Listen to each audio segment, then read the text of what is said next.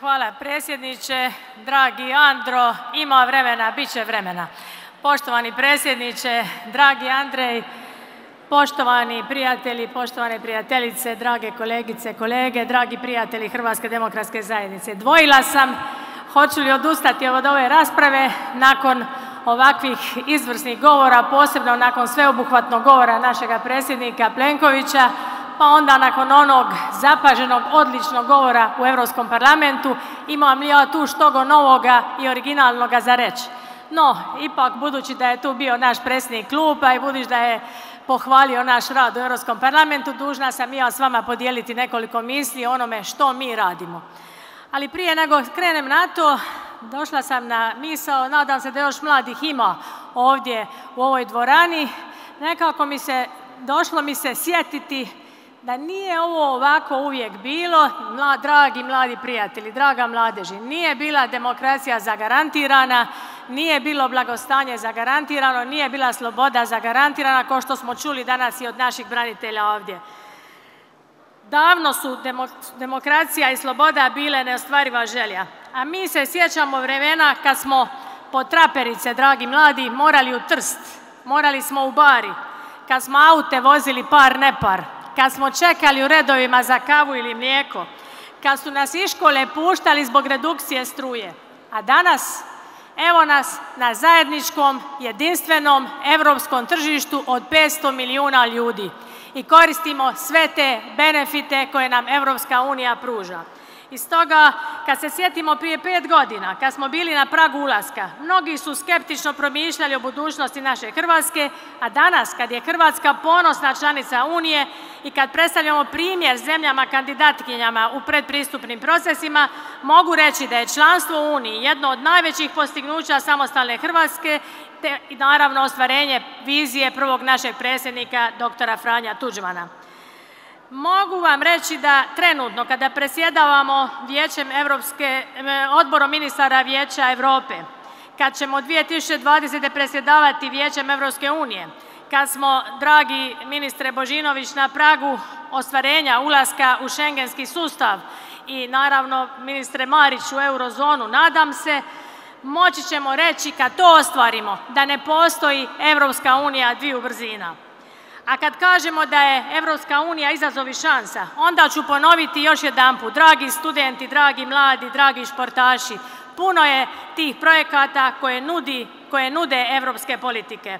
Imate Erasmus+, imate besplatni Interrail kartu diljem Europe, imate jamstvo za mlade, imate inicijativu za mlade. Vi umjetnici imate kreativnu Europu, vi inovatori, znanstvenici imate Horizont 2020. Vi građevinari imate instrument za povezivanje Europe. Vi poljoprivrednici imate zajedničku poljoprivrednu politiku. Vi ribari imate zajedničku ribarstvenu politiku. Vi mali i srednji poduzetnici imat ćete bankovnu uniju. Sve ovo su instrumenti za rast, razvoj i napredak koji nam nudi Unija. A svi mi imamo na raspolaganju fondove o kojima je bilo riječi, ali ipak bih željela reći nemojmo živjeti u iluzijama. Fondovi jesu dobri, samo su dobra potpora, privremena pomoć. Hrvatska mora živjeti od vlastitog rada, od kreativnosti, poduzetništva, proizvodnje, istraživanja, razvoja, inovacija, a vi to, dragi prijatelji, sve znate i možete. Neke naše prijatelje brine zaštita nacionalnih interesa. A što je to drugo nego briga za nacionalne interese kad skrbimo mi u Europskom parlamentu o mladima, o uvođenju TV kanala na hrvatskom u Bosni i Hercegovini, kad skrbimo o otuđenom kulturnom blagu, kad skrbimo o pronalasku nestalih iz Domovinskog rata, skrbimo o požarenim i poplavljenim područjima, skrbimo o ometanju kanala na našoj obali, signala, skrb o pravima osoba s invaliditetom, skrb o malim ribarima, skrb o borbi protiv onečišćenja mora i plastičnih vrećica, skrb o ukidanju viza za Sjedinjene Američke Države, skrb o borbi protiv nasilja nad ženama, skrb o ukidanju roaminga, skrb o ukidanju razlika proizvoda za istočno i zapadno tržište, skrb o izgradnji Jadransko-jonske autoceste, koridora 5C. A ja ne bih bila dovoljno autentična kad ne bih ipak još jedanput spomenula konačno financiranje Pelješkog mosta i 357 milijuna nepovratnih sredstava, 357 milijuna eura nepovratnih sredstava za njegovu izgradnju. Jedino želim ovdje se na Olega referirati. Oleg je rekao naša vlada će započeti izgradnju ovoga mosta, a ja želim reći naša vlada će i završiti i otvoriti Pelješki most. Hvala predsjedniče, hvala Gabi, hvala svima koji ste na tome radili. A kako bi se ovo zvalo što sam sada nabrojila nego briga o zaštiti hrvatskih nacionalnih interesa? A kako se danas ne pohvaliti s 3000 hrvatskih građana koji su bili naši posjetitelji u Briselu ili Strasburu, uključujući vatrogasce, pilote kanadera, krila Oluje, HVIDR-u, Marijanski zavjet za domovinu, profesore, učenike ambasadora Europskog parlamenta, studente, glazbenike, kulturnjake, vinare, lađare, alkare predsjedniče koje ste vi doveli, jedriličare, linđovce, brojne načelnike, gradonačelnike i mladež, te naše Hrvate iz Vojvodine i Bosne i Hercegovine koje je Zdravka dovela, ili možda 500 mladih stažista i asistenata koji su dobili priliku raditi posljednjih 5 godina u našim uredima. Hvala vam svima zato mladi koji ste došli i koji ste obogatili vaša znanja. Sve ovo su naša zajednička postignuća u Europskom parlamentu, nas kolega parlamentaraca, no činjenica je da je ovih dana jedno istraživanje reklo da veliki broj Hrvata nije upoznat s koristima koje Hrvatska ima članstvom u Uniji.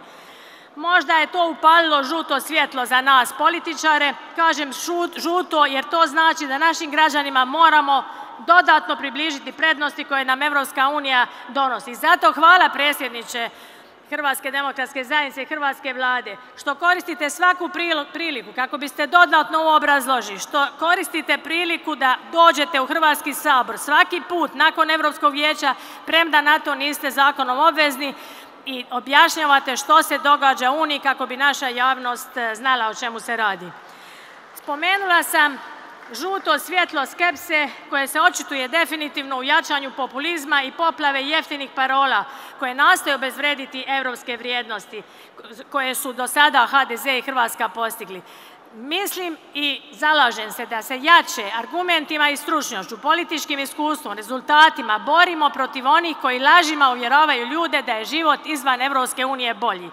Da ćemo dugove otplatiti tiskanjem novca, dijeljenjem jagoda, kao što ste rekli predsjedniče, da se moramo skrivati kad se na nebu pojave tragovi aviona, hvala Damire Krstičeviću, ili eventualno da nećemo cijepiti našu dječicu.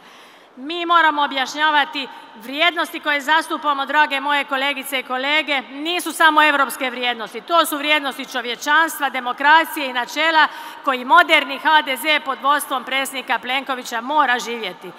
Dragi predsjedniče, da zaključim, naš HDZ snažan i naša snažna proevropska vlada već drugu godinu uspješno odgovara na najveće izazove, vodeći ovu Hrvatsku u vrijeme kad jednostavno nije je voditi.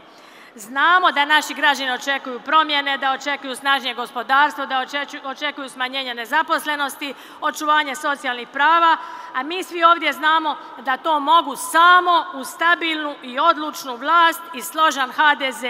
Moramo u okviru naše europske obitelji ostvariti ono što dugujemo našim braniteljima, našoj domovini, ali i svim Hrvatima i Hrvaticama ma gdje živjeli. I zato, drage prijateljice i prijatelji, dignimo glave, skupimo naša znanja, pokažimo naše domoljublje, uložimo maksimalnu energiju i učinimo Hrvatsku zemljom u kojoj će svatko poželjeti živjeti, u kojoj će svatko pronaći svoju sreću. Hvala još jedanput.